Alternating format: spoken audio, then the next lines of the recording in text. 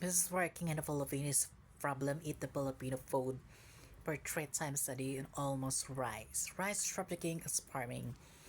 So what is most is difficult is about to speak to 20 Kalo and Filipino rice and speak to Marcos about the Sardo 30. I guess our Filipinos it is convincing. So napaka normal lang problema sa bigas. It's very simple. I want to agree about the Filipino people properties. Kung may sarili kayong lupa or farm, magtanim kayo sa bukid, magtanim kayo ng palay para may aanihin kayong bukas. Kasi ang president, hindi naman yan nagtatanim eh. Hindi man yan nagpo-farm. Leader, let's just calculate of factors to brand about eating the people, the marketing to our people for calculated. Two balances, whatever the eat the poor individual and eat the rich individual. Hindi kasalanan ng government yon. Kaya hindi kasalanan ni Marcos na ang pera ay nagmahal. Farming because may pamalas na spot sa all my sister, my cousin, and my pinsan, lahat ng trabaho nila sa farming, all sa palayan nila sa lupa nila, na may kinakain sa araw kasi nagsasaka sila. Ang kilo nga ng bigas nun sa Masbate City, 30-40. Tapos pagdating sa merkado, 50-60. Kasi tumutubo ng $5 for whatever deliver boy for marketing to business about aware to tax. Nagbabayad din sa building, nagbabayad din sa helper, nagbabayad sa tinder kung baka yung level to pat divide by plus 5 times 2 plus 5 plus 5 things value to coming to higher level of the price. Ngayon ang price ng bigas dito sa Quezon City is 65 pesos 80 is 5, 60, 90, 70, 100, about whatever to level. Yung kakangawa-ngawa yung mga Pilipino dito para bumaba ang bigas. Yes, stop understanding. Lahat naman tayo kumakain ng rice. We're Asian planet. Rice involved to the marketing, farming, or whatever going. You know what? Kasi yung mga speak mo nakakasawa at ang ingay-ingay nyo sa social media, pwede ba? Hindi naman mga bubo, mga pore para hindi maintindihan kayo ng accent. Your accent is translation for your Pacific and stupidest or whatever the languages is going crazy. Languages is not understanding. Right?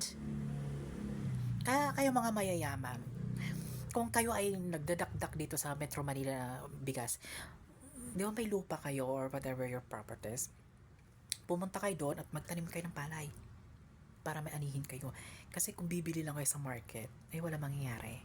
In first place of the market, to my businessman, I am a businessman, bakit ako magbibinta sa'yo? No, hindi naman ako tutubo. Yung sinabi ni Sara Duterte, pabintang palugi. Wala talagang bibintang palugi.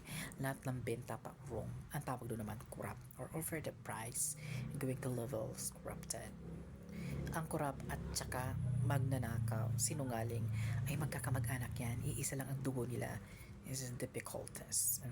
You're evil. Something consequences. So follow to my channel. This is Beju. And thank you. Mr. President, gutom na kami! Gutom na kayo? Gutom ka na? Bakit di ka umuwi sa inyo? Magluto kayo ng pagkain. Di dyan kayo nagdadakdak na gutom na kayo. Yung kasalanan ng Pangulo na magutom kayo dyan. Ang gawin nyo, umuwi kayo sa bahay. Magluto kayo. Para mapakinabangan kayo sa bahay nyo. Hindi yung andyan kayo, nagtagagagawa nyo dyan. Hindi na. Tsaka, magtrabaho. Hindi puro reklamo. Para may foods.